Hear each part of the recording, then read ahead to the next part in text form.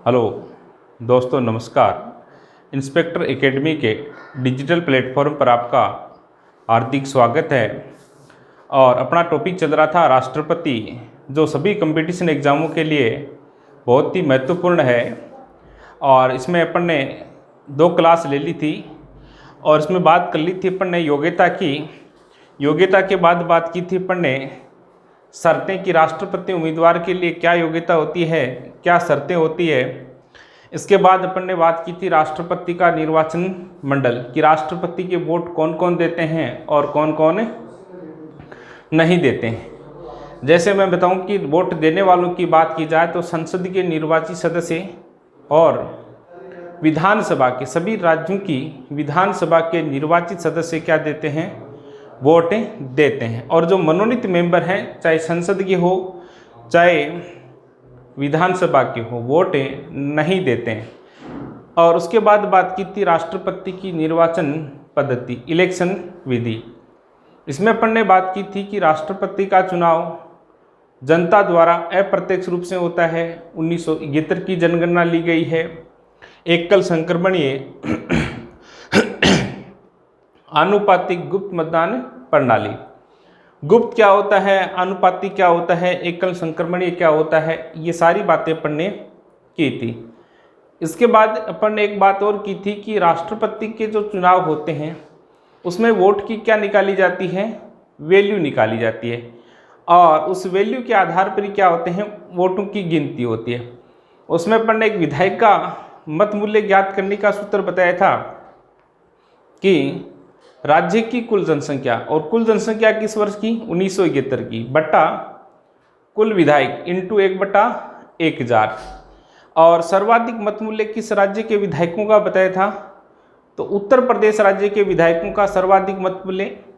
सबसे कम मत मूल्य किस राज्य के विधायकों का, सिक्किम का। और राजस्थान के विधायकों का मत मूल्य कितना है, 129। और सांसदों की भी बात की थी कि एक सांसद का मत मूल्य, सांसद चाहे लोकसभा सदस्य हो चाहे राज्यसभा सदस्य हो, सभी क्या कहलाते हैं, सांसद कहलाते हैं। आई बात समझ। और इनका मत मूल्य याद करने का तरीका बताया था, सभी विधायकों का, भारत के जो कुल विधायक हैं उन सभी विधायकों का कुल मत मूल्य बट्टा कुल सांसद। और एक सांसद का मत मूल्य कितना है, तो 708। एक सांसद राष्ट्रपति के चुनाव में वोट देता है तो कितने वोट माने जाते हैं, 708 वोट माने जाते हैं। यहाँ तक की अपन ने बात कर ली थी।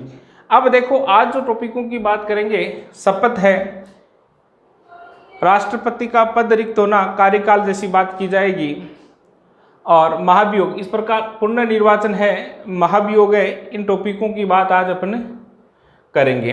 तो देखो, शपथ की बात करते हैं।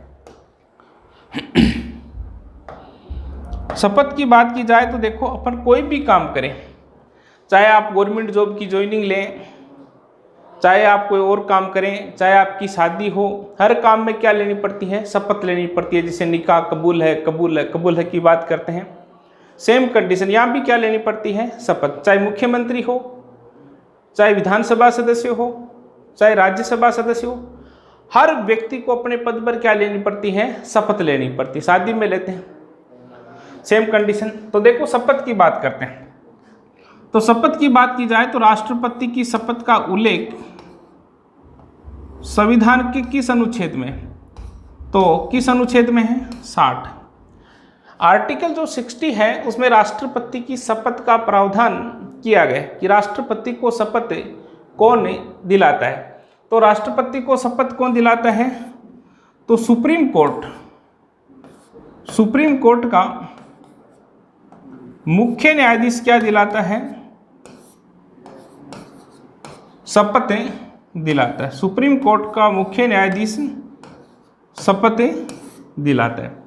जो भारत का सर्वोच्च न्यायालय है, उस सर्वोच्च न्यायालय का मुख्य न्यायाधीश राष्ट्रपति को राष्ट्रपति पद की शपथ दिलाता है। अब यहाँ से क्वेश्चन बन सकता है कि यदि मुख्य न्यायाधीश नहीं है तो शपथ कौन दिलाएगा, तो सुप्रीम कोर्ट का वरिष्ठ न्यायाधीश क्या दिलाता है, शपथ। अब देखो, वरिष्ठ सुप्रीम कोर्ट की बात आई है तो इसमें 2019 में एक परिवर्तन किया गया था। कब किया गया था, तो वो थोड़ा सा ध्यान रखना है।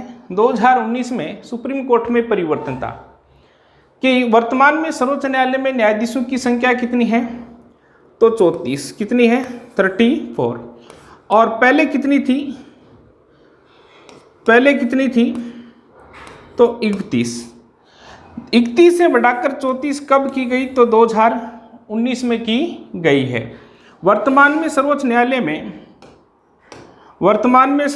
में एक मुख्य न्यायाधीश और 33 क्या होते हैं, अन्य न्यायाधीश। पहले कितने थे, एक मुख्य न्यायाधीश और 30 क्या, अन्य न्यायाधीश। तो ये प्रावधान कब किया गया, तो 2019 में किया गया। तो सर्वोच्च न्यायालय का मुख्य न्यायाधीश राष्ट्रपति को राष्ट्रपति पद की शपथ दिलाता है। बात आई है सर्वोच्च न्यायालय के मुख्य न्यायाधीश की, तो सर्वोच्च न्यायालय का वर्तमान में मुख्य न्यायाधीश कौन है, तो कौन है वर्तमान में, तो शरद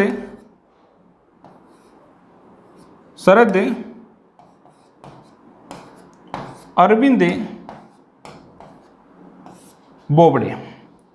जैसे मान लीजिए कि आज चुनाव हो तो शपथ कौन दिलाएगा,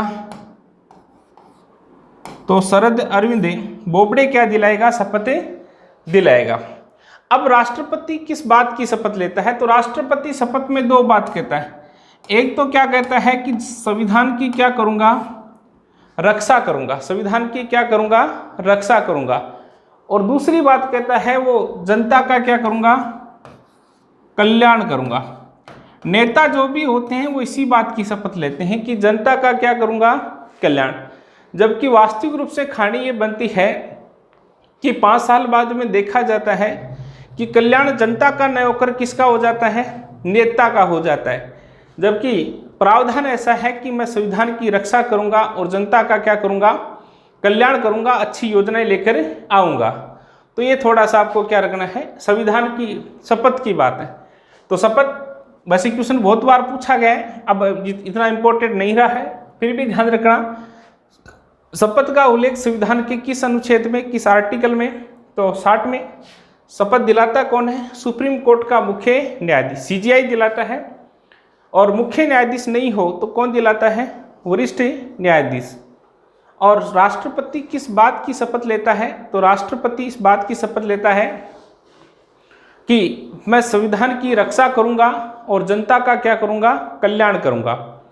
यहाँ थोड़ी सी बात और बताइए, वैसे सुप्रीम कोर्ट अपना अलग से टॉपिक होगा। और इसमें बात है शरद अरविंद बोबड़े वर्तमान में सर्वोच्च न्यायालय के क्या है, चीफ जस्टिस है। और सर्वोच्च न्यायालय में वर्तमान में कुल न्यायाधीशों की संख्या कितनी है, 34। और ये 34 कब की गई, तो 2019 में की गई। पहले कितनी थी, तो 31 थी। तो ये बात हो गई किसकी, आपकी शपथ की बात हो गई। अब देखिएगा शपथ के बाद बात करते हैं। नेक्स्ट पॉइंट है राष्ट्रपति का पद रिक्त होना। भाई राष्ट्रपति का पद रिक्त किस कारण हो सकता है। जैसे आप मान लीजिए आज राष्ट्रपति बन गए, तो आपको किन किन कारणों के कारण आपका राष्ट्रपति का पद छोड़ना होगा। तो राष्ट्रपति के पद रिक्त होने की बात की गई है। यहाँ थोड़ा सा ध्यान रखना, राष्ट्रपति का पद रिक्त होना, इस बात का उल्लेख संविधान के किस आर्टिकल में है, तो आर्टिकल 56। किसमें है भाई, 56 में। अब थोड़ा सा ध्यान रखना है, जैसे आप किसी गाइड में पढ़ोगे तो वहाँ मिलेगा आपको राष्ट्रपति का कार्यकाल, और किस अनुच्छेद की बात करेगा, अनुच्छेद 56 की बात करेगा।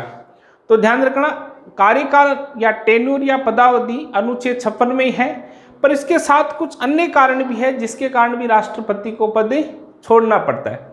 क्या कारण है, 5 कारण है। अपन एक एक कारण की बात करेंगे जिसके कारण राष्ट्रपति का पद क्या है, रिक्त हो जाए। आई बात समझ में। तो देखिएगा, पहली बात राष्ट्रपति का पद रिक्त होना, और इस बात का उल्लेख किस में है, संविधान के अनुच्छेद 56 में। पहली तो बात कर लेते हैं अपन कार्यकाल की। किसकी बात कर लेते हैं, कार्यकाल की। देखो कार्यकाल, टेन्यूर बोल सकते हैं, पदावधि बोल सकते हैं, या कार्यकाल बोल सकते हैं। सामान्यतः सब जानते हैं कि राष्ट्रपति का कार्यकाल कितना होता है, 5 वर्ष का होता है। कितना होता है, 5 वर्ष का होता है। अब देखो ये 5 वर्ष, ये थोड़ा सा कंफ्यूजन है। सरपंच का कार्यकाल भी कितना होता है? 5 वर्ष। विधायक का कार्यकाल भी कितना होता है? 5 वर्ष। लोकसभा सदस्यों का कार्यकाल भी कितना होता है? 5 वर्ष होता है। परंतु अंतर क्या है? राष्ट्रपति जब भी चुना जाता है तो वो कितने वर्ष के लिए चुना जाता है? 5 वर्ष के लिए चुना जाता है, न कि शेष बचे हुए समय के लिए। जैसे मैं बताऊं आपको कि राष्ट्रपति की पद पर रहते हुए क्या हो गई? मृत्यु हो गई। क्या हो गई? मृत्यु हो गई। मान लीजिए कि 2017 में रामनाथ कोविंद भारत के राष्ट्रपति चुने गए, और 2020 की बात करें, कब की बात है? 2020 में रामनाथ कोविंद क्या करते हैं? अपना पद छोड़ दिया। और पद छोड़ दिया है तो राष्ट्रपति के नए चुनाव कितने माह में? 6 माह में होंगे। और जो नया राष्ट्रपति बनेगा वो कितने समय के लिए बनेगा? तो वो पूरा 5 वर्ष के लिए बनेगा, अर्थात 2025 तक बनेगा। कितने वर्ष के लिए बनेगा? 5 वर्ष के लिए। अब मैं उदाहरण के लिए आपको दूसरा उदाहरण समझाऊं। जैसे सरपंच के चुनाव अपने 2020 में है, कुछ पंचायतों में हो गए हैं, कुछ में चल रहे हैं। 2020 में सरपंच के चुनाव है, कार्यकाल कितना? 2025 तक। कार्यकाल कब तक? 2025 तक। परंतु मान लीजिए कि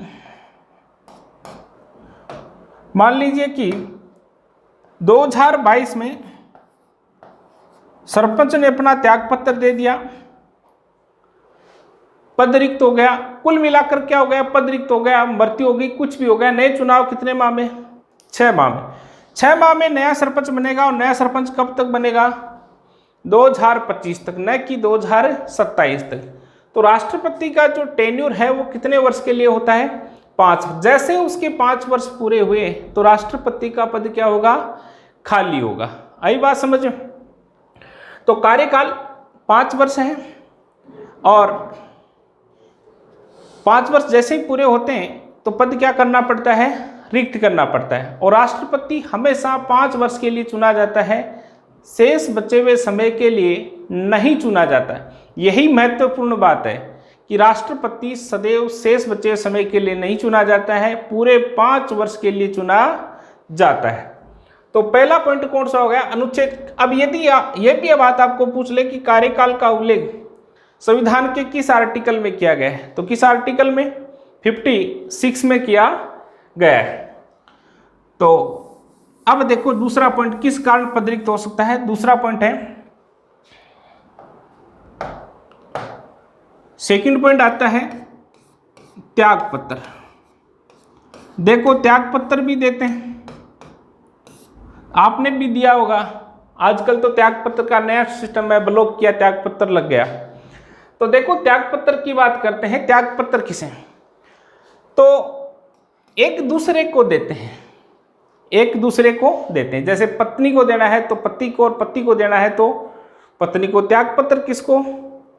एक दूसरे को देते हैं। अब देखिएगा त्यागपत्र की बात करें, सीधी सी बात है, राष्ट्रपति को त्यागपत्र देना है तो किसको देगा? उपराष्ट्रपति को देगा। और उपराष्ट्रपति को देना है तो किसको देगा? राष्ट्रपति को। लोकसभा अध्यक्ष उपाध्यक्ष को, उपाध्यक्ष अध्यक्ष को, विधानसभा अध्यक्ष विधानसभा के उपाध्यक्ष को, और उपाध्यक्ष अध्यक्ष। एक दूसरे को क्या देते हैं? त्यागपत्र देते हैं। और राष्ट्रपति अपना त्यागपत्र किसे देता है भाई? तो राष्ट्रपति अपना त्यागपत्र उपराष्ट्रपति को देता है। किसको देता है? उपराष्ट्रपति को देता है, वाइस प्रेसिडेंट को देता है। अब यहां तक तो क्वेश्चन पूछा गया है कि राष्ट्रपति अपना त्यागपत्र किसे? उपराष्ट्रपति को। मान लीजिए कि आप किसी पद पर हो, ग्राम सेवक हो, पटवारी हो, आपने अपने पद से त्यागपत्र दे दिया, तो क्या आप अपने पद पर रहोगे? पद रिक्त होगा कि नहीं होगा? तो त्यागपत्र देने पर भी राष्ट्रपति का क्या हो जाता है? पद रिक्त हो जाता है। तो दूसरी कंडीशन कौन सी आ गई? उपराष्ट्रपति। अब ये क्वेश्चन तो पूछा गया है कि राष्ट्रपति अपना त्यागपत्र किसे देता है? उपराष्ट्रपति को। परंतु इसका अति महत्वपूर्ण क्वेश्चन बनता है, वो ध्यान रखना है कि जैसे ही राष्ट्रपति अपना त्यागपत्र दें तो उपराष्ट्रपति इस बात की सूचना तुरंत प्रभाव से किसे देगा? जैसे मान लीजिए कि वर्तमान में राष्ट्रपति है रामनाथ कोविंद। कौन है? रामनाथ कोविंद है। और रामनाथ कोविंद अपना त्यागपत्र देगा तो उपराष्ट्रपति को देगा। और वर्तमान उपराष्ट्रपति कौन है? वेंकैया नायडू को देगा। अब वेंकैया नायडू को वो त्यागपत्र देगा तो वेंकैया नायडू इस बात की सूचना तुरंत प्रभाव से किसे देगा? तो लोकसभा अध्यक्ष को या लोकसभा स्पीकर को क्या देगा? सूचना देगा। लोकसभा स्पीकर कौन वर्तमान में? ओम बिड़ला, कोटा से सांसद हैं। तो राष्ट्रपति अपना त्यागपत्र उपराष्ट्रपति को देता है और उपराष्ट्रपति इस बात की सूचना तुरंत प्रभाव से किसे देगा? तो लोकसभा अध्यक्ष को। यह क्वेश्चन बहुत ही इंपॉर्टेंट है और एक उच्च स्तर का क्या है? क्वेश्चन है। तो रामनाथ कोविंद को त्यागपत्र देना है, वेंकैया नायडू को देगा और वेंकैया नायडू इस बात की सूचना किसे देगा? लोकसभा अध्यक्ष को देगा कि आपके जो राष्ट्रपति है उन्होंने क्या दे दिया है? त्यागपत्र दे दिया है। जैसे ही त्यागपत्र दिया तो राष्ट्रपति का पद रिक्त होगा कि नहीं होगा? होगा। तो दूसरा कारण क्या आ गया? त्याग पत्र की बात कर ली। किसकी बात कर ली? त्याग पत्र। तो दूसरा पॉइंट आपका क्लियर है? क्लियर है? त्याग पत्र। और उपराष्ट्रपति इसकी सूचना किसको? लोकसभा अध्यक्ष को। तीसरे पॉइंट की बात करते हैं। देखो तीसरा पॉइंट यह है कि चुनाव निरस्त हो गए। क्या हो गए? चुनाव निरस्त हो गए। हो जाता है, कई बार चुनाव निरस्त भी हो जाते हैं। या मान लीजिए आप पद ग्रहण योग्य नहीं हो तो क्या होता है? चुनाव निरस्त हो गए या आपको अयोग्य ठहरा दिया निर्वाचन आयोग ने। अयोग्य आधार पर भी चुनाव निरस्त किए जा सकते हैं। अब मान लीजिए कि आपको अयोग्य ठहरा दिया गया या निर्वाचन क्या कर दिए? निरस्त कर दिए, तो क्या आप राष्ट्रपति रहोगे? नहीं रहोगे ना। इस बात को समझना आपको। जैसे मान लीजिए कि आप पटवारी हो। क्या हो? पटवारी हो। आपने एग्जाम दी, तैयारी की, फॉर्म लगाया, तैयारी की, एग्जाम दी, रिजल्ट आया, डॉक्यूमेंट चेक कराए और आपका ज्वाइनिंग आने वाली है। और ज्वाइनिंग आने से पहले पहले सरकार ये कहती है कि पिछली पटवार भर्ती में घोटाला हुआ, इस कारण भर्ती क्या है? निरस्त है। तो क्या आप पटवारी रहोगे? नहीं ना। सेम कंडीशन, राष्ट्रपति चुनाव लड़ता है और चुनाव लड़ने के बाद परिणाम आता है और परिणाम आने के बाद यदि चुनाव आयोग ये कहते हैं कि चुनाव क्या है? निरस्त है, तो आप राष्ट्रपति नहीं, त्यागपत्र देना, पद क्या करना होगा? रिक्त करना होगा। तो तीसरा कारण क्या होगा? चुनाव निरस्त होना। और चौथा पॉइंट आता है यहाँ, चौथा पॉइंट बहुत ही महत्वपूर्ण है, इसकी आगे भी बात करेंगे अपन। महाभियोग। किसकी बात है? यदि राष्ट्रपति को महाभियोग द्वारा हटा दिया गया, संविधान का उल्लंघन करने पर महाभियोग द्वारा हटा दिया गया तो भी आपका पद क्या होगा? रिक्त। अब ये महाभियोग की प्रक्रिया अपन जस्ट आगे पढ़ेंगे। तो अब देखो पांचवें पॉइंट की बात करते हैं। पांचवा पॉइंट ये बनता है कि मृत्यु हो जाने पर, क्या हो जाने पर? मृत्यु हो जाने पर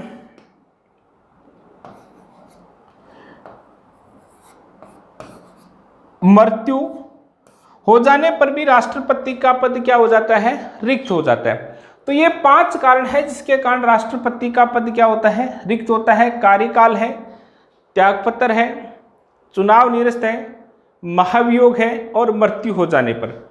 अब देखो मृत्यु हो जाने का फॉर्मेट आपको मैं बता देता हूं कि मृत्यु हो जाने पर क्या होगा, ये थोड़ा सा आपको ध्यान रखना है। मृत्यु हो गई, कुल मिलाकर राष्ट्रपति का पद खाली हो गया, इस बात को ऐसा लेना है। अब जैसे राष्ट्रपति का पद खाली हो गया तो कार्यवाहक राष्ट्रपति किसे बनाया जाएगा? उपराष्ट्रपति को। उपराष्ट्रपति भी नहीं है तो कौन? सर्वोच्च न्यायालय का मुख्य न्यायाधीश। यहां से बहुत ही इंपॉर्टेंट क्वेश्चन बन सकते हैं, इस बात का आपको ध्यान रखना है। देखो क्या क्या बन सकते हैं। राष्ट्रपति उत्तराधिकार, एक एक्ट लाया गया था जिसका नाम था राष्ट्रपति, या इसकी अगली स्लाइड में बात करते हैं। मृत्यु की बात करते हैं। किसकी बात करते हैं? मृत्यु की बात। राष्ट्रपति का पद रिक्त होना अनुच्छेद 56 में उल्लेख है। कार्यकाल, त्यागपत्र, चुनाव निरस्त, महाभियोग और मृत्यु। इन 5 कारणों के कारण राष्ट्रपति को क्या देना पड़ता है? त्यागपत्र देना, पद रिक्त माना जाता है। अब देखो मृत्यु हो जाने पर क्या होगा, क्या कंडीशन होगी? मृत्यु हो गई तो सीधी सी बात है, पद तो रिक्त हो गया, पर आगे की कंडीशन क्या घटेगी? कौन उपराष्ट्रपति, कार्यवाहक राष्ट्रपति बनेगा? उपराष्ट्रपति नहीं है तो कौन बनेगा? ये सारी बातें अपन करते हैं। देखो अब देखो क्या होता है कि मान लीजिए कि राष्ट्रपति की मृत्यु हो गई या पद खाली हो गया, तो एक अधिनियम लाया गया था जिसका नाम था राष्ट्रपति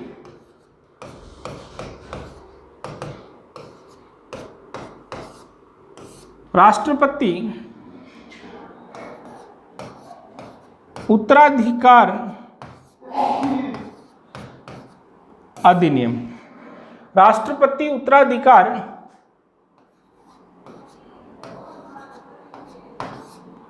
अधिनियम। और कब लाया गया? तो 1969। उत्तराधिकार का अर्थ जानते हो आप? उत्तराधिकार का अर्थ मतलब पिता की मौत होने के बाद संपत्ति का मालिक कौन होता है? बेटा होता है, तो वो उत्तराधिकार है। अब बेटा होगा कि बेटी होगी, ये उत्तराधिकार का सिस्टम होता है। राजा की मृत्यु के बाद उसकी गद्दी पर कौन बैठता है? तो उत्तराधिकारी। सेम कंडीशन है। राष्ट्रपति उत्तराधिकार अधिनियम 1969। पहला कंफ्यूजन है कि संविधान लागू हुआ तब क्यों नहीं लाया गया, 1969 में क्यों लाया गया? तो आज तक भारत में पहली बार राष्ट्रपति की पद पर रहते मृत्यु कब हुई? 1969 में हुई थी, डॉक्टर जाकिर हुसैन की हुई थी। अब मृत्यु हुई तो क्या पड़ी? आवश्यकता पड़ी, और आवश्यकता आविष्कार की क्या है? जननी है। जैसे मान लीजिए कि आपको आवश्यकता है कि पैसे चाहिए, 5 लाख रुपए चाहिए या मकान बनाने हैं, तो आप क्या करोगे? इनकम निकालोगे। आपके पास मकान है तो आप बैठे रहोगे, बोले आवश्यकता ही नहीं है। अब यदि आपके पास आवश्यकता है तो आप क्या करोगे? खोजबीन करोगे, किस प्रकार से पैसा कमाया जाए, किस प्रकार से इन्वेस्ट किया जाए। तो 1969 में जाकिर हुसैन की मृत्यु के बाद यह अधिनियम लाया गया कि राष्ट्रपति की मृत्यु के बाद कौन? कार्यवाहक। तो राष्ट्रपति की पद रिक्त होने पर कार्यवाहक राष्ट्रपति कौन बनता है?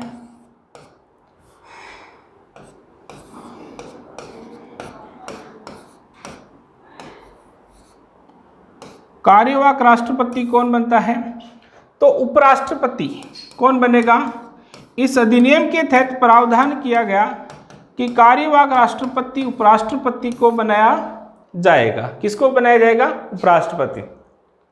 अब मैं जैसे 1969 का उदाहरण दूं, 1969 का उदाहरण दूं, डॉक्टर जाकिर हुसैन की मृत्यु हो गई, तो उस समय भारत के उपराष्ट्रपति कौन थे? तो उस समय भारत के उपराष्ट्रपति थे वीवी गिरी। कौन थे?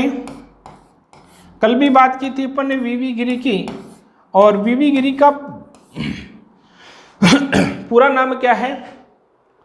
तो वरहा वेंकट गिरी। तो वीवी गिरी क्या थे? उस समय उपराष्ट्रपति थे, और वीवी गिरी को क्या बना दिया गया? कार्यवाहक राष्ट्रपति बना दिया गया। अब यहां से 2 महत्वपूर्ण क्वेश्चन आ गए कि प्रथम राष्ट्रपति कौन थे जिनकी पद पर रहते मृत्यु? तो डॉक्टर जाकिर हुसैन। यह क्वेश्चन बन सकता है कि डॉक्टर जाकिर हुसैन की मृत्यु कब हुई? तो 1969 में। यह क्वेश्चन बन सकता है भारत के प्रथम कार्यवाहक राष्ट्रपति कौन? भारत के प्रथम कार्यवाहक राष्ट्रपति कौन? तो कौन है? वीवी गिरी। एक क्वेश्चन मैं आपको दे रहा हूं, उसका उत्तर आपको कमेंट करके देना है कि भारत के प्रथम कार्यवाहक प्रधानमंत्री कौन थे? आज तक भारत में एक ही व्यक्ति कार्यवाहक प्रधानमंत्री बना, ध्यान रखना। तो बताएं देखिए कमेंट करके, भारत के प्रथम या एकमात्र कार्यवाहक प्रधानमंत्री कौन? एक ही व्यक्ति थे जो 2 बार बने थे, तो बताएं।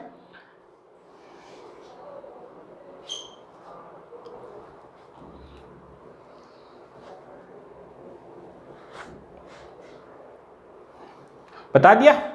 अब देखो वीवी गिरी। वीवी गिरी उपराष्ट्रपति थे और क्या बने? कार्यवाहक राष्ट्रपति। तो यहां से पहला क्वेश्चन बन सकता है कि भारत के प्रथम कार्यवाहक राष्ट्रपति कौन? वीवी गिरी। अब ध्यान रखना, कार्यवाहक राष्ट्रपति को भी राष्ट्रपति पद की शपथ लेनी पड़ती है क्या? वीवी गिरी प्रथम कार्यवाहक राष्ट्रपति बने तो इन्हें राष्ट्रपति पद की शपथ लेनी होगी कि नहीं लेनी होगी? तो क्या करना होगा? शपथ लेनी पड़ती है। बहुत महत्वपूर्ण, बहुत ही महत्वपूर्ण बात है। कार्यवाहक राष्ट्रपति को भी राष्ट्रपति पद की शपथ लेनी पड़ती है। अब क्या होता है कि वीवी गिरी क्या करते हैं, जैसे ही राष्ट्रपति कुर्सी पर बैठते हैं तो फीलिंग अच्छी आती है, और फीलिंग अच्छी आती है तो वो कह देते हैं कि उपराष्ट्रपति पद में कोई लेना देना नहीं है, मैं तो क्या बनूंगा, राष्ट्रपति। और वो कहकर क्या कर देते हैं, उपराष्ट्रपति का पद से त्यागपत्र दे देते हैं। अब राष्ट्रपति की मृत्यु हो गई और उपराष्ट्रपति ने क्या दे दिया, त्यागपत्र दे दिया। राष्ट्रपति का भी पद खाली और उपराष्ट्रपति का भी पद खाली। अब उस समय क्या होगा, यदि राष्ट्रपति और उपराष्ट्रपति दोनों ही नहीं है तो इस उत्तराधिकार अधिनियम में प्रावधान किया गया है कि सुप्रीम कोर्ट का मुख्य न्यायाधीश सर्वोच्च न्यायालय का क्या है, चीफ जस्टिस की बात की गई। सुप्रीम कोर्ट का चीफ जस्टिस या सीजीआई बोल सकते हैं। सर्वोच्च न्यायालय के मुख्य न्यायाधीश को क्या बनाया जाएगा, कार्यवाहक राष्ट्रपति बनाया जाएगा। और सर्वोच्च न्यायालय का मुख्य न्यायाधीश भी यदि कार्यवाहक राष्ट्रपति बनता है तो उसे भी क्या लेनी पड़ती है, शपथ लेनी पड़ती है। क्या लेनी पड़ती है, शपथ लेनी पड़ती है।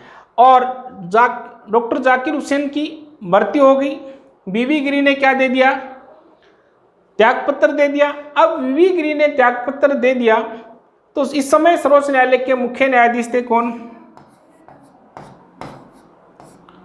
मोहम्मद हिदायतुल्लाह। कौन बने, मोहम्मद हिदायतुल्लाह। इस समय सर्वोच्च न्यायालय के मुख्य न्यायाधीश थे मोहम्मद हिदायतुल्लाह, और मोहम्मद हिदायतुल्लाह क्या बने, कार्यवाहक राष्ट्रपति बने। अब ध्यान रखना, आज तक एकमात्र सर्वोच्च न्यायालय के मुख्य न्यायाधीश हैं मोहम्मद हिदायतुल्लाह जो क्या बनते हैं, कार्यवाहक राष्ट्रपति बनते हैं। और मोहम्मद हिदायतुल्लाह सर्वोच्च न्यायालय के एकमात्र मुख्य न्यायाधीश हैं जो देश के उपराष्ट्रपति भी बनते हैं। तो यहाँ से क्वेश्चन और बन सकता है कि भारत के एकमात्र व्यक्ति जो सर्वोच्च न्यायालय के मुख्य न्यायाधीश, राष्ट्रपति और उपराष्ट्रपति बने, तो कौन, मोहम्मद हिदायतुल्लाह। और मोहम्मद हिदायतुल्लाह कार्यवाहक राष्ट्रपति बनते हैं तो इन्हें भी क्या लेनी पड़ती है, राष्ट्रपति पद की शपथ लेनी पड़ती है। अब मान लीजिए कि सुप्रीम कोर्ट का चीफ जस्टिस भी नहीं है तो कौन होगा, तो सुप्रीम कोर्ट का वरिष्ठ न्यायाधीश, जो मुख्य न्यायाधीश के नीचे जो पद पर वो न्यायाधीश हैं वो क्या लेगा, कार्यवाहक राष्ट्रपति बनेगा। और ये क्रम क्या होता जाएगा, चलता जाएगा। तो राष्ट्रपति उत्तराधिकार अधिनियम 1969 कि राष्ट्रपति की मृत्यु हो गई, पद खाली हो गया या कोई अन्य कारण हो गया, कुल मिलाकर राष्ट्रपति का पद खाली हो गया, राष्ट्रपति का पद क्या हो गया, खाली हो गया। तो कार्यवाहक राष्ट्रपति कौन, उपराष्ट्रपति। और राष्ट्रपति उपराष्ट्रपति दोनों ही नहीं है तो कौन बनेगा, सर्वोच्च न्यायालय का मुख्य न्यायाधीश। और मुख्य न्यायाधीश भी नहीं है तो कौन बनेगा, वरिष्ठ न्यायाधीश सर्वोच्च न्यायालय का। भारत के प्रथम राष्ट्रपति जिनकी पद पर रहते मृत्यु हुई, डॉक्टर जाकिर हुसैन। वैसे आज तक दो ही राष्ट्रपतियों की पद पर रहते मृत्यु होती, एक डॉक्टर जाकिर हुसैन और एक फखरुद्दीन। और कितने प्रधानमंत्रियों की पद पर रहते मृत्यु हुई, 3, पंडित जवाहरलाल नेहरू, लाल बहादुर शास्त्री और इंदिरा गांधी। प्रथम राष्ट्रपति जिसकी पद पर मृत्यु हुई तो जाकिर हुसैन। प्रथम कार्यवाहक राष्ट्रपति वीवी गिरी। ठीक है, अब इस क्वेश्चन को ध्यान रखना है। यदि क्वेश्चन पूछ लिया जाए कि भारत के प्रथम उपराष्ट्रपति जो राष्ट्रपति बने तो आंसर चेंज हो जाएगा, क्या होगा, डॉक्टर सर्वपल्ली राधाकृष्णन। और वीवी गिरी क्या है, उपराष्ट्रपति है। प्रथम कार्यवाहक राष्ट्रपति बनने वाले उपराष्ट्रपति कौन, वीवी गिरी। मोहम्मद हिदायतुल्लाह सर्वोच्च न्यायालय के एकमात्र मुख्य न्यायाधीश जो क्या बनते हैं, कार्यवाहक राष्ट्रपति। और जो कार्यवाहक राष्ट्रपति बनते हैं उन्हें भी क्या लेनी पड़ती है, शपथ लेनी पड़ती है। बहुत ही महत्वपूर्ण बात है, इंपॉर्टेंट बात है। क्या कार्यवाहक राष्ट्रपति को शपथ लेनी पड़ती है, तो कार्यवाहक राष्ट्रपति को 100% क्या लेनी पड़ती है, राष्ट्रपति पद की शपथ लेनी पड़ती है। तो ये अपन ने अनुच्छेद 56 की बात कर ली कि राष्ट्रपति का पद किन किन कारणों से क्या होता है, रिक्त होता है। तो किन किन कारणों से होता है? पहला कारण बताया कार्यकाल या पदावधि या टेन्यूर 5 वर्ष। दूसरा बताया था त्यागपत्र। तीसरा बताया था अपन ने चुनाव निरस्त हो गए। चौथा कारण बताया था अपन ने महाभियोग प्रक्रिया द्वारा हटा दिया गया। महाभियोग प्रक्रिया क्या होती है अभी बात करेंगे। और पांचवा कारण बताया था कि मृत्यु हो गई। तो मृत्यु हो गई तो सीधी सी बात है पद खाली होगा। तो ये 5 कारणों के कारण राष्ट्रपति का पद है जो क्या हो जाता है, रिक्त हो जाता है। तो आर्टिकल 56 के ये कुछ पॉइंट थे वो अलग अलग करा दी। सामान्य गाइडों में आपको एक ही पॉइंट मिलेगा, अनुच्छेद 56 और कार्यकाल टेन्यूर की बात की जाएगी, इसके आगे पीछे का कोई उल्लेख नहीं मिलता है। तो अपन ने इसकी पूरी विस्तृत से क्या की है, व्याख्या की है, अच्छे से चर्चा की है। यदि आप उच्च लेवल पर एग्जाम देते हो तो 100% आपको पढ़ना पड़ेगा और आपका सिलेक्शन कंफर्म होगा। तो देखिएगा आगे नेक्स्ट पॉइंट आता है पुनर्निर्वाचन। देखो पुनर्निर्वाचन क्या होता है। पहली बात करें कि पुनर्निर्वाचन का उल्लेख भारतीय संविधान के किस आर्टिकल में है, तो आर्टिकल 57। अनुच्छेद 57 कहता है कि राष्ट्रपति पुनर्नियुक्ति हो सकता है। किस प्रकार से? जैसे मान लीजिए कि आप राष्ट्रपति हो और आप दोबारा भी राष्ट्रपति का चुनाव लड़ सकते हो, तीसरी बार भी राष्ट्रपति बन सकते हो, चौथी बार भी कोई व्यक्ति पुनर्निर्वाचन अर्थात पुनः राष्ट्रपति बन सकता है। यह बात किस में लिखी गई है? अनुच्छेद 57। कोई व्यक्ति कितनी बार भारत का राष्ट्रपति बन सकता है, इस मामले में संविधान क्या है, मौन है। आज तक एक ही राष्ट्रपति है जो दूसरी बार बने हैं, डॉक्टर राजेंद्र प्रसाद। बाकी कोई राष्ट्रपति दोबारा नहीं बने। परंतु इसमें इस बात का उल्लेख नहीं किया गया है, पुनर्निर्वाचन का उल्लेख नहीं किया गया है। तो पुनर्निर्वाचन की बात हो गई किसके तहत? आर्टिकल 57 के तहत। क्लियर है बात? अब देखिएगा इसका उल्टा क्वेश्चन अमेरिका से मिलता जुलता पूछा जाता है। अमेरिका में कोई व्यक्ति कितनी बार राष्ट्रपति बन सकता है? तो कितनी बार बन सकता है भाई? 2 बार। अमेरिका में भी पहले कितनी बार कोई व्यक्ति बन सकता था, परंतु 1951 में क्या कर दिया गया, जो 22वां संविधान संशोधन 1951 में किया गया था अमेरिका में, उसके तहत प्रावधान किया गया है कि अमेरिका में एक व्यक्ति अधिकतम कितनी बार राष्ट्रपति बन सकता है? 2 बार। और 2 बार अमेरिका के राष्ट्रपति का कार्यकाल कितना है? 4 वर्ष। वैसे मैंने अमेरिका के राष्ट्रपति की पूरी व्याख्या एक क्लास ली थी, उसमें कर दी थी कि किस प्रकार से अमेरिका का राष्ट्रपति बनता है, क्या उसकी योग्यता होती है, किस प्रकार से उसके चुनाव होते हैं, वर्तमान चुनाव की क्या स्थिति है, ये सारी बात अपन ने पीछे कर ली थी। तो अमेरिका में राष्ट्रपति का कार्यकाल 4 वर्ष होता है और एक व्यक्ति कितने 8 वर्षों तक राष्ट्रपति रह सकता है। बराक ओबामा की बात करें कितने वर्षों तक रहा? 8। परंतु महत्वपूर्ण बात, अमेरिका में एक व्यक्ति अधिकतम कितने वर्षों के लिए राष्ट्रपति रह सकता है? तो कितने वर्षों के लिए? 10। क्यों? अमेरिका में है कि आपातकालीन स्थितियों में राष्ट्रपति का कार्यकाल कितने वर्ष बढ़ाया जा सकता है? तो 1 वर्ष बढ़ाया जा सकता है। कितना बढ़ाया जा सकता है? 1 वर्ष। अब देखो एक कार्यकाल में 5 हो गया और दूसरे कार्यकाल में भी कितना हो गया? 5। टोटल कितना हो गया? एक व्यक्ति अमेरिका में अधिकतम कितने वर्ष के लिए राष्ट्रपति रह सकता है? 10। भारत में इस मामले में संविधान मौन है कि कोई व्यक्ति कितनी बार राष्ट्रपति रह सकता है, तो कोई फिक्स नहीं है। इतना लिखा गया है पुनर्निर्वाचन की कोई व्यक्ति दोबारा भी चुनाव लड़ सकता है, जीत सकता है। तो ये थी आर्टिकल 57 की बात। ये अमेरिका वाली बात भी थोड़ी सी आपको क्या रखनी है, ध्यान रखनी है, क्योंकि 2020 में 3 नवंबर 2020 को अमेरिका के राष्ट्रपति चुनाव है। अभी कोरोना के कारण क्या हो सकते हैं, स्थगित भी हो सकते हैं, इसका कोई फिक्स नहीं है, परंतु ये अनुमान है कि चुनाव नवंबर के प्रथम मंगलवार को वहाँ चुनाव होते हैं और 20 जनवरी को वो राष्ट्रपति क्या लेता है, शपथ लेता है। अब देखिएगा आगे पॉइंट की बात करते हैं। महाभियोग की बात है। किसकी बात है भाई? महाभियोग। बहुत ही महत्वपूर्ण बात है। कि महाभियोग क्या होता है। लगभग हर तीसरी एग्जाम में, चाहे किसी भी स्तर की एग्जाम हो, हर तीसरी एग्जाम में महाभियोग से संबंधित क्या पूछे जाते हैं, क्वेश्चन पूछे जाते हैं कि राष्ट्रपति के महाभियोग की प्रक्रिया क्या होती है, या कहीं से भी क्वेश्चन बन सकता है। ऐसे बहुत सारे क्वेश्चन बनते हैं।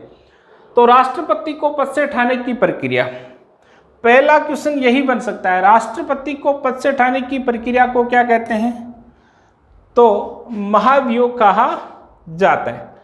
अब ध्यान रखना, महाभियोग प्रक्रिया का उल्लेख संविधान के किस आर्टिकल में, 61 में, अनुच्छेद 61 में महाभियोग प्रक्रिया का उल्लेख क्रिया गया है कि किस प्रकार से राष्ट्रपति को महाभियोग द्वारा हटाया जा सकता है।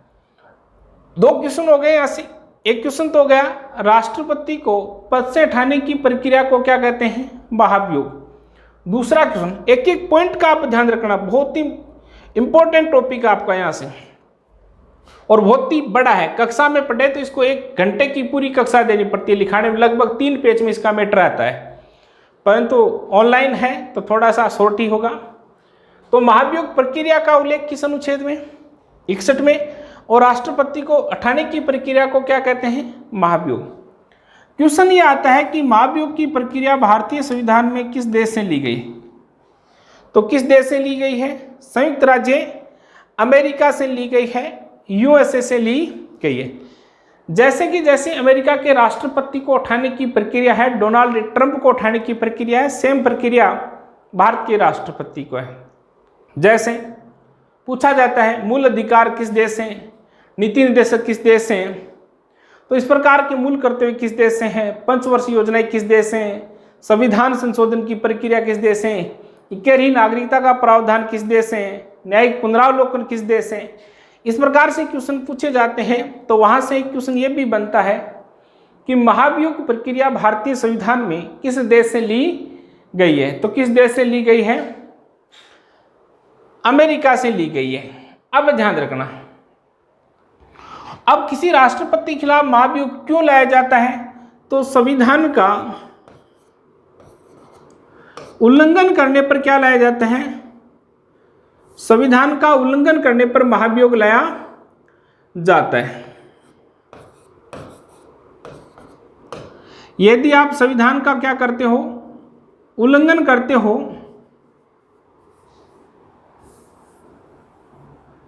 संविधान का क्या करते हो, उल्लंघन करते हो, संविधान के अनुसार कार्य नहीं करते हो, तो आपको खिलाफ महाभियोग प्रक्रिया लाई जाती है। तो 61 यूएसए से, और संविधान का उल्लंघन, संविधान के नियमों के अनुसार कार्य नहीं करते हो तो आपको महाभियोग प्रक्रिया लाई जाती है। अब देखिएगा आगे बात बनती है कि महाभियोग संसद के किस सदन में लाया जाता है। भारतीय पार्लियामेंट में सदन कितने हैं, 2, एक लोकसभा और एक राज्यसभा। अनुच्छेद 79 ये कहता है कि भारत की संसद लोकसभा, राज्यसभा और राष्ट्रपति से मिलकर बनेगी। लोकसभा और राज्यसभा सदन की ये क्या है, सदन है, चेंबर है। और अंग की बात करें तो कितने, 3, लोकसभा, राज्यसभा और राष्ट्रपति, ये 3 क्या है, अंग हैं। और सदन चेंबर की बात करें तो कितने, 2। अब देखिएगा संसद में सदन कितने हैं, 2 हैं, एक लोकसभा है और दूसरा कौन सा है, राज्यसभा है। क्वेश्चन पूछा जाता है कि महाभियोग संसद के किस सदन में लाया जाता है, तो महाभियोग संसद के किसी भी सदन में लाया जा सकता है। लोकसभा की इच्छा है, लोकसभा लेकर आ सकती है, राज्यसभा की इच्छा है, राज्यसभा लेकर आ सकती। संसद के किसी भी सदन में, पार्लियामेंट के किसी भी हाउस में महाभियोग लाया जा सकता है।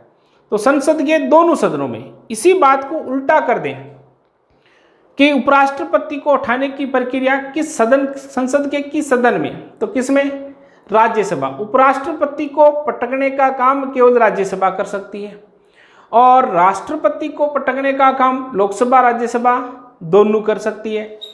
तो राष्ट्रपति को पद से हटाने के लिए महाभियोग संसद के किसी भी सदन में लाया जा सकता है। अब जैसे मान लीजिए कि महाभियोग कहाँ लाया गया, माना गया है, वास्तविकता में नहीं बता रहा हूँ, वास्तविकता में तो राज्यसभा भी ला सकती है, लोकसभा। मान लीजिए कि महाभियोग लोकसभा में लाया गया, तो लोकसभा के कितने सदस्यों द्वारा, 1/4 सदस्यों द्वारा। वैसे 543 जो मेंबर हैं उनके 1/4 सदस्यों द्वारा क्या लाया जाता है, महाभियोग लाया जाएगा। 1/4 सदस्यों द्वारा महाभियोग लाया जाता है और कितने दिन पूर्व राष्ट्रपति को राइट में लिखित में सूचना देनी पड़ती है, तो कितने दिन में, 14 दिन पूर्व राष्ट्रपति को लिखित में इंफॉर्मेशन देनी आवश्यक। महाभियोग संसद के किसी भी सदन में लाया जा सकता है, परंतु जिस सदन में महाभियोग लाया गया है उसके कितने सदस्यों द्वारा, 1/4 सदस्यों द्वारा। कितने दिन पूर्व, 14 दिन पूर्व राष्ट्रपति को क्या देनी होगी, लिखित में सूचना देनी होगी। अब जैसे ही सूचना दे दी तो यहां से देखो 2-3 बात बनती है। 2-3 बात ये बनती है कि महाभियोग लोकसभा में लाया गया तो इसकी जांच कौन करेगी, राज्यसभा करेगी। मतलब जिस सदन में महाभियोग लाया गया है उससे दूसरा सदन इस बात की क्या करता है, जांच करता है कि लगाए गए आरोप सही है या नहीं है। तो लगाए गए आरोप सही है तो प्रक्रिया आगे चलेगी और नहीं है तो महाभियोग वहीं समाप्त मान लिया जाएगा। बात ध्यान में आई। अब देखिएगा दूसरा सदन जांच करता है, इस कारण महाभियोग की क्या है,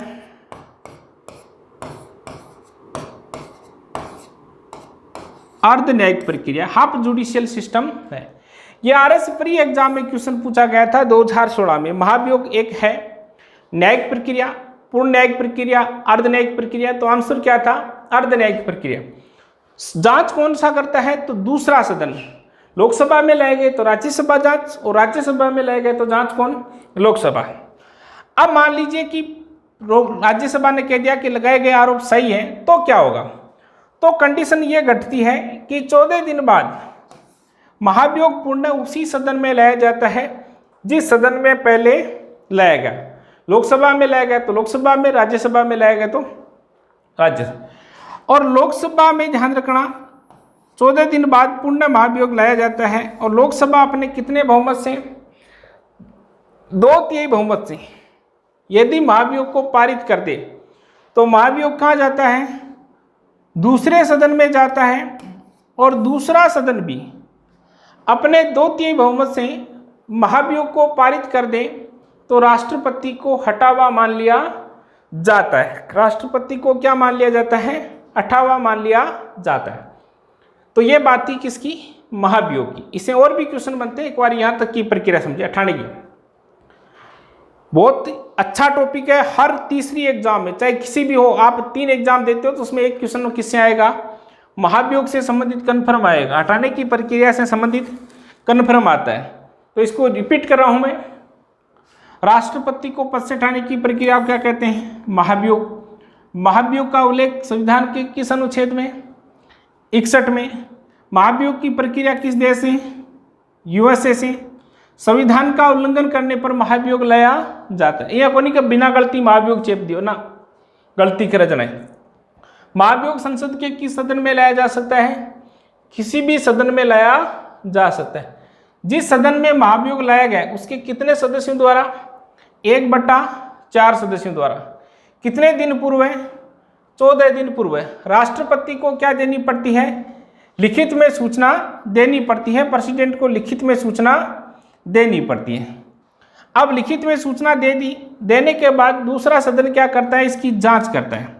इसमें एक पॉइंट और आता है, वो भी बताऊंगा। दूसरा सदन क्या करता है, जांच। अपन ने महाभियोग कहाँ लाए, लोकसभा। जांच कौन करेगी, राज्यसभा। और राज्यसभा लगाए गए आरोपों को खारिज कर दे तो महाभियोग समाप्त है, कि लगाए गए आरोप बेबुनियाद है तो महाभियोग समाप्त है, और सही है तो महाभियोग प्रक्रिया आगे चलेगी। इसी कारण इसे क्या कहते हैं, अर्ध न्यायिक प्रक्रिया कहते हैं। महाभियोग एक क्या है, अर्ध न्यायिक प्रक्रिया है।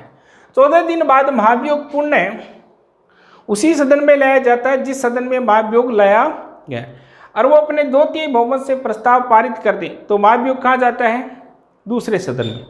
और दूसरा सदन में अपने 2/3 बहुमत से महाभियोग पारित कर दें तो राष्ट्रपति को हटावा मान लिया जाता है। किसी को फिर कहने की आवश्यकता नहीं है कि भाई पद छोड़, जैसे पारित तो उसको हटावा मान लिया जाता है। अब देखो महाभियोग से कुछ और महत्वपूर्ण क्वेश्चन बन सकते हैं। क्या क्वेश्चन बन सकते हैं, इनकी बात करते हैं। देखिएगा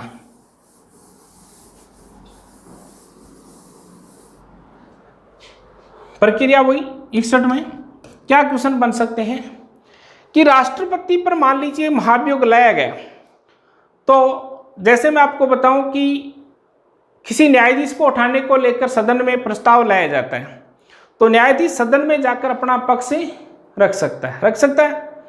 तो क्या राष्ट्रपति खिलाफ महाभियोग लाया गया, हटाने को लेकर महाभियोग लाया गया, तो राष्ट्रपति क्या सदन में पक्ष रख सकता है? तो जी बिल्कुल, राष्ट्रपति क्या रख सकता है, सदन में अपना पक्ष रख सकता है। तो ये क्वेश्चन यहाँ से एक उच्च लेवल का क्वेश्चन बन सकता है कि राष्ट्रपति अपना सदन में पक्ष रख सकता है, तो रख सकता है, 100% रख सकता है। अब पक्ष खुद भी रख सकता है, राष्ट्रपति स्वयं भी रख सकता है और अपना प्रतिनिधि भी भेज सकता है, अपना कोई वकील भी वहां भेज सकता है पक्ष रखने के लिए। तो पहली इंपॉर्टेंट बात यहां से बनती है, यहीं से आजकल क्वेश्चन पूछे जाते हैं, 3-4 कोटेशन बताऊंगा, यहीं से क्वेश्चन पूछे जाएगा कि राष्ट्रपति सदन में अपना पक्ष रख सकता है। क्या कर सकता है? रख सकता है, स्वयं रख सकता है, अपने प्रतिनिधि को भेज सकता है। दूसरी बात, महाभियोग के दौरान राष्ट्रपति की शक्तियों में कोई कमी होती है या किए गए कार्य अमान्य होते हैं, तो राष्ट्रपति के जो पावर्स हैं उन पावर्स में किसी प्रकार की कोई कमी नहीं होती। मान लीजिए कि संसद में महाभियोग चल रहा है और राष्ट्रपति के पास जो पावर्स हैं उन पावर्स में कोई कमी नहीं होती, बाकी सबके पावर्स में क्या की जा सकती है? कमी की जा सकती, इसके पावर्स में कमी नहीं की जा सकती। तो राष्ट्रपति की शक्तियों में कोई कमी नहीं की जा सकती। राष्ट्रपति मान लीजिए कोई कार्य करता है, महाभियोग प्रक्रिया के दौरान कार्य करता है, या कल महाभियोग पारित होने वाला है और आज उन्होंने कोई कार्य किया, तो वो कार्य मान्य होगा। क्या होगा? मान्य। 11 बजे महाभियोग प्रस्ताव पारित हो और 10 बजे वो कोई काम करे, तो वो भी कार्य क्या होगा? मान्य। तो राष्ट्रपति द्वारा किए गए सभी कार्य क्या होते हैं? मान्य होते हैं, शक्तियों में कमी नहीं, किए गए कार्य मान्य होते हैं, स्वयं सदन में क्या रख सकता है? पक्ष रख सकता है। अब देखिएगा और अन्य क्वेश्चन भी बनते हैं। यहां से क्वेश्चन बनता है कि संसद के मनोनीत सदस्य जो पार्लियामेंट के नॉमिनेट मेंबर हैं, कौन से? संसद के जो मनोनीत सदस्य हैं, जो नॉमिनेट मेंबर हैं, वो राष्ट्रपति के इलेक्शन में भाग नहीं लेते हैं, राष्ट्रपति के इलेक्शन में भाग नहीं लेते हैं, जबकि महाभियोग प्रक्रिया में क्या लेते हैं? भाग लेते हैं। तो संसद के लोकसभा राज्यसभा के नॉमिनेट मेंबर होते हैं, 2 लोकसभा में होते हैं जो वर्तमान में नहीं हैं और 12 राज्यसभा में होते हैं। ये इलेक्शन में, राष्ट्रपति के इलेक्शन में भाग नहीं लेते, परंतु महाभियोग प्रक्रिया में पटकबम काम में ले हुए। आगे दूसरी बात, विधानसभा के निर्वाचित सदस्य, किसकी बात की गई है? जो असेंबली होती है, मेंबर ऑफ लेजिस्लेटिव असेंबली की बात की जाए, विधानसभा के निर्वाचित सदस्य राष्ट्रपति के चुनाव में भाग लेते हैं, परंतु महाभियोग प्रक्रिया में भाग नहीं लेते हैं। मनोनीत सदस्य चुनाव में भाग नहीं लेते हैं, महाभियोग प्रक्रिया में भाग लेते हैं। विधानसभा के निर्वाचित सदस्य चुनाव में भाग लेते हैं, महाभियोग प्रक्रिया में नहीं लेते। तो ये अन्य कुछ कोटेशन है जो महत्वपूर्ण है। राष्ट्रपति सदन में अपना पक्ष रख सकता है, स्वयं रख सकता है, अपने प्रतिनिधि को भेज सकता है। शक्तियां क्या होती है? जो पावर्स हैं उनमें कोई कमी नहीं होती है। किए गए कार्य क्या होते हैं? मान्य होते हैं। मनोनीत सदस्य चुनाव में भाग नहीं लेते हैं, महाभियोग प्रक्रिया में भाग लेते हैं। और विधानसभा सदस्य चुनाव में भाग लेते हैं परंतु महाभियोग प्रक्रिया में भाग नहीं लेते हैं। तो ये कुछ महत्वपूर्ण क्वेश्चन आपके यहाँ बनते हैं। तो अपन ने इस टॉपिक में अब तक की क्लासों में 3 क्लास हो गई है। अब तक की क्लासों में राष्ट्रपति को बनने से लेकर हटने तक की बात कर ली है, योग्यता से लेकर, शुरू से लेकर क्या कर लिए? हटने तक की बात कर ली है।